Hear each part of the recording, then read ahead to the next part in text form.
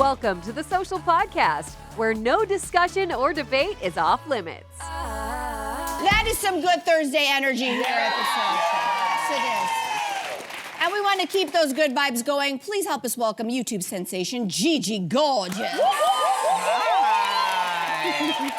Wow, I'm so happy to be here. This is insane. And I know you came all the way from sunny LA, but you are a Canadian gal, are you not? Oh, yes. Yes, Born she and raised, is. baby. Born and raised. Okay. Okay, let's kick off this first story with this question. Is being frugal sexy? Well, according to, we didn't say cheap, we said frugal. Maybe there's a difference, maybe not. According to Vice, 44% of millennials, 37% of Gen Zers think it is sexy. So much so that we are seeing the rise of the term the frugmance, frugal romance. This is a relationship that's built on financially sound decision making. Gigi? Is frugality sexy for you? What do you think I'm going to say? Oh, that's None of this is frugal. Exactly. Yes, no, she's giving high maintenance. Okay, I think it is sexy in a way that is responsible, long-term, you know? Yeah. But I think, in the words of Drake, you make money to spend it. You can't take it with you. So I'm going to say no, it's not sexy. It's not sexy. It's not sexy. What about you guys? What do you think? I actually do think it's sexy, but not for me. What? Okay, wait. What does that What? mean? What does that mean? I'm not frugal, but my husband is very frugal, and I find that very sexy. Okay. If for balance, we can't both be spenders. Yeah. So when he is very responsible, he thinks things through, he's not impulsive. His wife, on the other hand, very impulsive. Listen, I'm also very good at spending, and I'm a very, very savvy investor. So it's not like I come by it and I spend and there's nothing left. But for me, there's psychology behind money. And for my psychology, I don't like boundaries. And so I'd like to just be free and make choices. But I think it's very sexy that for our family, somebody is thinking about the bank. Well said. Wow. Is it? I feel like that's just a cauldron of like excuses and a mess of like I don't know what you're trying. You have no boundaries. You're boundaryless. Of course I have boundaries. Okay, all right. Yeah, I do. All right. What about you? I mean, I don't think it's inherently not sexy in the same way that I don't think that somebody who is free with their money is inherently sexy. I actually think that can also be a real turnoff when you meet someone who's always just trying to show like how much they spend. To me, that's a bit of a red flag. It's like, you know, they say that like the people who seem the wealthiest are often the not the 100%. Broke is a joke. So it can be a total red flag. You're out on the dating scene right now. What do you think? I'm a single income household, so I have to frugmance myself all the time or I'm gonna be homeless, right? But I'll tell you something, when I was younger, I would probably be looking for a six-pack and a good-looking guy. Now I'm like, how much money do you have in your savings? What's your debt like, right? Because what's your credit score? Right, Exactly. you do have to consider those things. And the more financial literacy a man has, the sexier he becomes. But I will say, I do have some girlfriends who are in these types of relationships. They're either engaged or married. And there's a fine line between the frugmance and the frugzilla. And I'm talking about, you might have somebody in the relationship who's deciding how much you can spend and what you can spend on. I'll give you an example. I have a girlfriend, she's engaged, and she was with a guy, and she was like, listen, I want to buy an exercise bike because it's an investment in my health. And he was like, absolutely not. She's like, yeah, but when I've tallied and thought about it, and it's cheaper than getting a gym membership. And he was like, absolutely not. She went, she took her own money, and she bought it. And you know what he said to her? He was like, first of all, you went against my wishes. Oh. And it gets worse. He goes, and in the future, if you need any financial help with your fertility, I'm not helping you with it. That is what he said, and it's like, I think this is a great opportunity. I love that they're having this conversation, the millennials and the Gen Z, but I think you have to have a deeper conversation about what you consider frivolous spending and how we're saving and what I'm allowed to spend my money. And control. Yeah. Control. Unacceptable. Death to all of that. I love that. In the words of Wendy Williams. Of course. All right, so let's move on to our next one. Okay, so maybe you're having a frugmance and you're out on at a nice restaurant, and there's a good chance there are influencers around you taking pictures and videos of their food. And according to The Telegraph, many restaurateurs say it ruins the night, and some places go as far as locking your phone away when you arrive to help to immerse yourself in the experience. So, question is, should restaurants lock customer phones away? Guys, Okay. I'm gonna try to sell you on this idea. No, I Cynthia. think you need to lock them away, or at least have options where you go to a place and they are locked away. Listen, most of us grew up where there were no phones just at the table, and we all did just fine. And I think the restaurant businesses were doing a lot better at that time as well. And I will say the next generation, the younger generation, they're longing for these kind of IRL experiences and the nostalgia that we grew up with. Explain what is IRL? In real life. In real life? In real life. In real and I life? think that if restaurants are suffering, and if they're feeling like people are coming in and they've got their their what is this called? Their flashlight on, and they're looking and they're disrupting the peace. I think that you want to give people an experience. You're trying to build community, so at least have this as an option to lock them away, get them away, and enjoy. I love it. I love how you use, like they might use the phone to just be taking pictures of their food. Do you know that on this phone there is not only a flashlight, there's a built-in magnifier.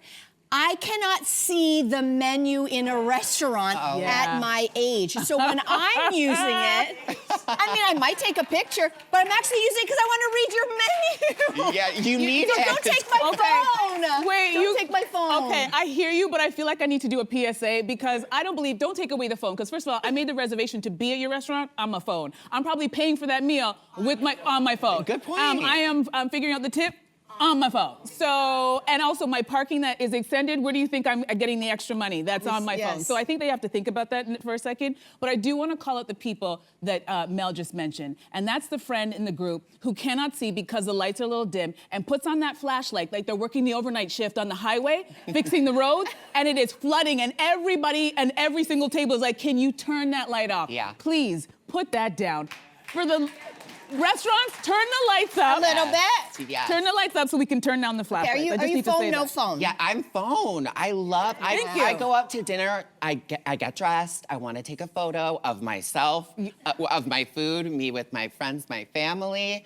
The one thing I will say though, and this just goes for in general, not even restaurants, I hate it when people talk loud on their phone. Yes, anywhere. Anywhere. Yes. On the speaker. I don't need to know what you're talking about with your friends or your family. Thank you. It's so obnoxious to me, and especially if I'm trying to eat. I'm having an experience. It's intimate, it's personal, it's yummy. It's like, just shut up. Yeah. Okay, we solved that. Leave the phones, but also get off the phones at the same time. Yeah. We sorted it. Okay. So CTV News is reporting that due to rising threats from abroad, as well as climate change, the Canadian Armed Forces are drafting a plan to bolster the Army by creating a civil force made up of 300,000 volunteers. So if this gets approved, you wouldn't be restricted by your age or your fitness level, and your training would be limited to 5 days a year. And in that time, you would learn to shoot, drive a truck, and fly a drone. So, would you volunteer for this? Put me in, coach. Oh, there's a lot of us. There's a lot of us. I am so excited about this. If the Canadian military is listening, call me right now. I'll tell you why I'm so excited about this. I come from a military family in the sense that my dad, he was in Portugal. He was born and raised in Portugal. This was my dad when he was in his early 20s. What's up, Portugal? And so I was raised already with a lot of a military mentality. And military mentality is not just self-discipline and all of these things.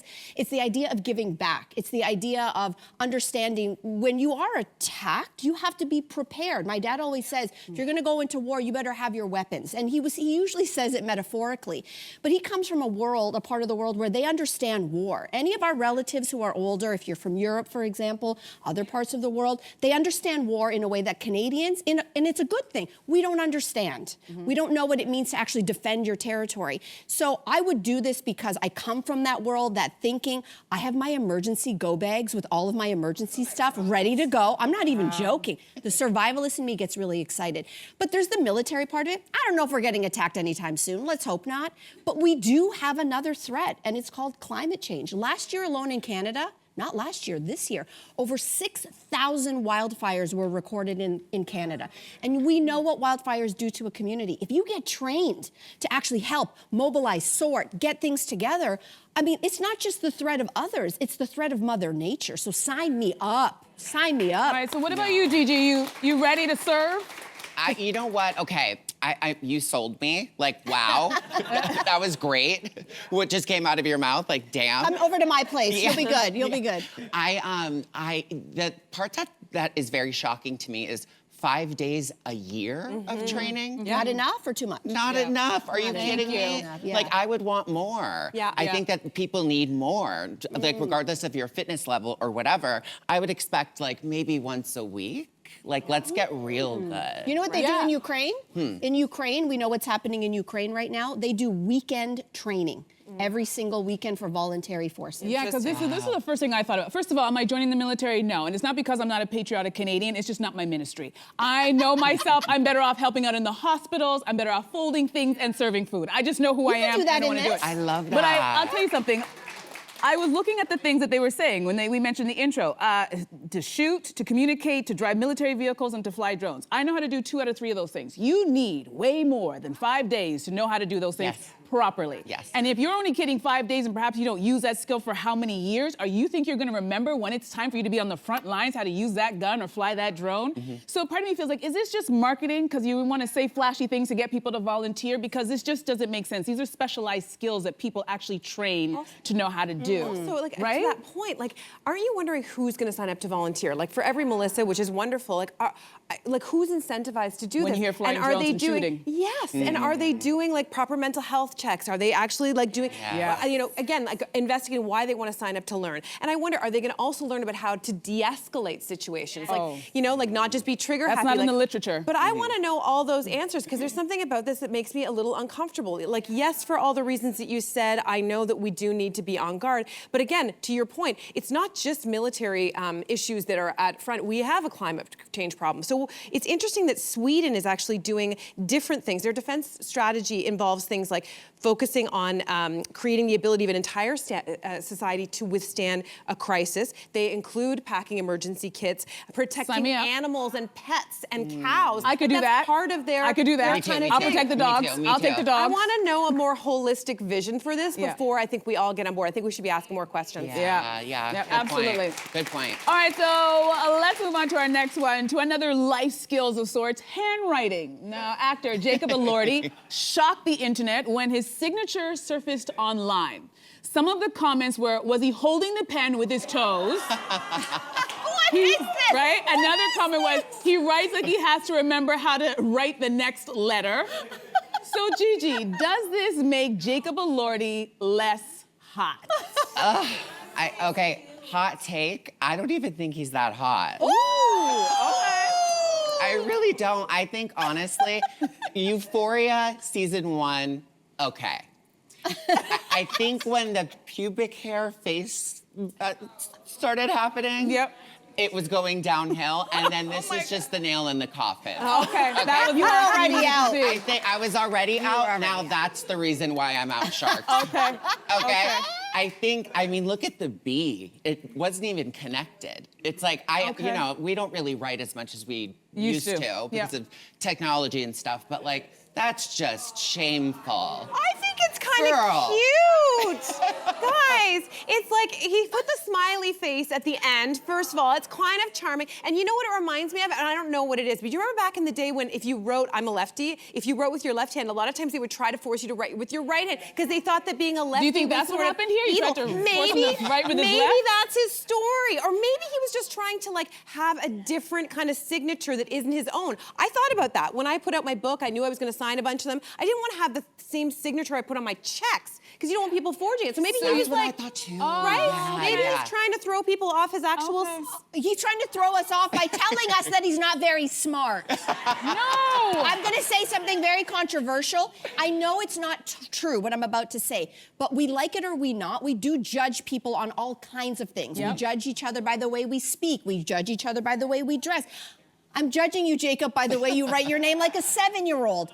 And I say this from a place of love. My mother's Filipino, and in the Philippines, they still have penmanship classes. So if you will know in a stack of cards who it was written by a Filipino. It is an art to write beautifully. This is an abomination. No. I don't know how else to say it. Listen, for the Jacob Elordi fans, this is not gonna be the reason why you don't hold his hand and drag him to your bedroom. Like, you're still gonna do You're still gonna do it. Let's be real. He's But I will fine. say this. He's fine. I've dated all kinds, guys with great handwriting, bad handwriting. It's not an indicator of his personality, but I'll tell you what, if a guy holds his pen like this and writes, I'm out. Yeah, I'm out. That's the reason we're out, Sharks. I can't hear you. I can't do it. Oh, we are a judgy bunch today, and Yes, I we like it. I really like it.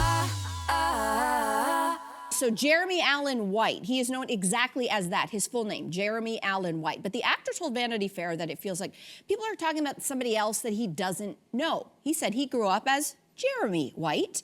However, he needed to use his full name when he joined the Actors Union because apparently there was already another Jeremy White. We don't talk about him, but anyway.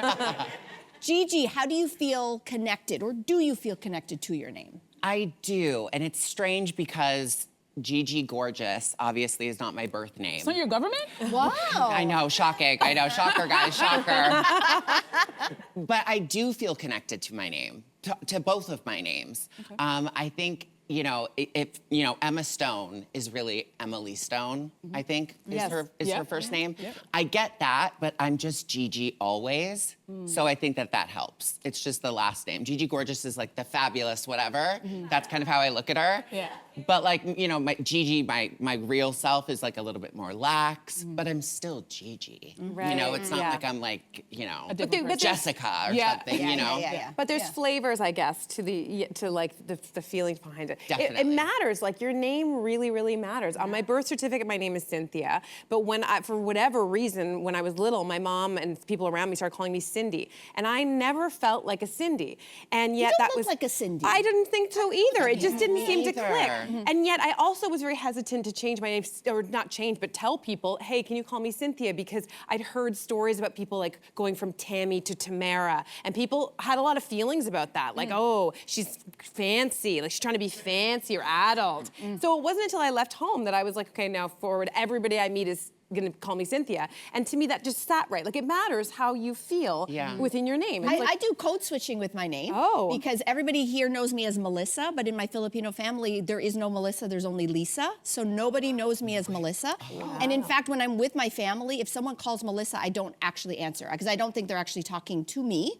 And I answer to only Lisa.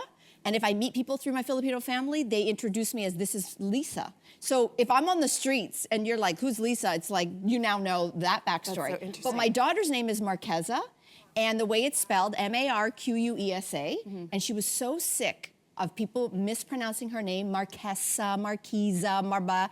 So when she was in elementary school in her early years, she unilaterally changed her name to Emma. Oh my God. And her teacher called me and said, actually the principal called me and said, we need to talk, is everything okay? I said, was everything okay? What's going on? Marquesa would like to be known as Emma. Do we need to talk about it? I said, well, why? She said, because nobody can say her name. And I said to her, you have two choices. You can choose to call yourself whatever you want, or you can educate. So she is now back to Marquesa, and everybody who says her name, it's Marquesa. Marquesa, Marquesa, Marquesa. Well, oh, that's Marquesa, so sweet. Lisa, and Cindy. Don't know who these ladies are now. Gigi, did you always feel like a Gigi, though? I did. Always. I did. I think I give Gigi, right? You do, you give Gigi. But like, how old did you feel like, okay, I'm Gigi? Ooh, as far back as I can remember. Like little kid, Yes. like elementary school, you knew you were Gigi. Yes. Okay. Yes. Do you have any name connection? There is, but I'm not saying it on television. Why not? Because then people are gonna start calling me that, and I never, here's it, my sister could not pronounce the DR in my name, so then she abbreviated it, and so my parents called me that, and sometimes they would forget, and we'd be in the mall, and they'd yell it out, and I'd give them the stare like, do not call me that. Andra? Nope, not gonna say it. But I wouldn't change my name. I couldn't change my name because I know I would forget. Like people, if I had like people in this industry, sometimes they have a stage name. If I changed my name, I would be ignoring it all the time. Like, who are they talking to? Yeah. I only know Andrea, I only answer to Andrea, but there are a lot of celebrities who we don't even know their real name. Like, Jamie Foxx? Jamie Foxx's real name is Eric Marlon Bishop. But I guess that didn't sound fancy enough. Whoopi Goldberg, which is a great stage name, her name is Karen Elaine Johnson. Very different vibes. Vin Diesel is Mark Sinclair. Sounds like an accountant, right? Bruno Mars, the great Bruno Mars, who I went to see. Peter Eugene Hernandez. Eugene. So, and then the last one, Lana Del Rey. You want to know her name? Elizabeth Woolridge Grant. So you understand why some people needed to change their name, because it's just not on the marquee. It's just not quite hitting like a Gigi. Wow. Yeah. Wow. Well, your name, Gigi, is in lights because tomorrow you're going to be hosting Bloor Street Entertains. If anyone is not familiar, this is the largest HIV/AIDS fundraiser in the entire country, which is phenomenal. So why do you think that events like this and campaigns like this are still so necessary? Oh, I mean, new cases are the highest they've been in 10 years. Really? Which is insane. I think there's a huge stigma, obviously, around HIV, and I'm learning so much about it, my friends, and just, I think it's knowledge that we need to put out there. And it's events like, it's even talking about it right here, right now. Girl, that photo, hello. Yeah. Yes. You do look good. Thank you, BSE. Thank you. And if funding stops, then we can lose everything that we've achieved over the past 40 years. Wow. So it's really, really important that we keep going. Yeah. stuff. Well, Great thanks cause. for being here. Oh, thank you. And thanks for Thank you, girl. representing. And have so much fun. Oh, we have the best time. Have so Gonna be much fun. serving. Yes. We want to tell everybody that tables and tickets to Bloor Street Entertains are available at canfar.com. So if you'd like to support, that's a great way to do it. Subscribe to the Social Podcast so you don't miss a fiery debate. Until next time, socialites.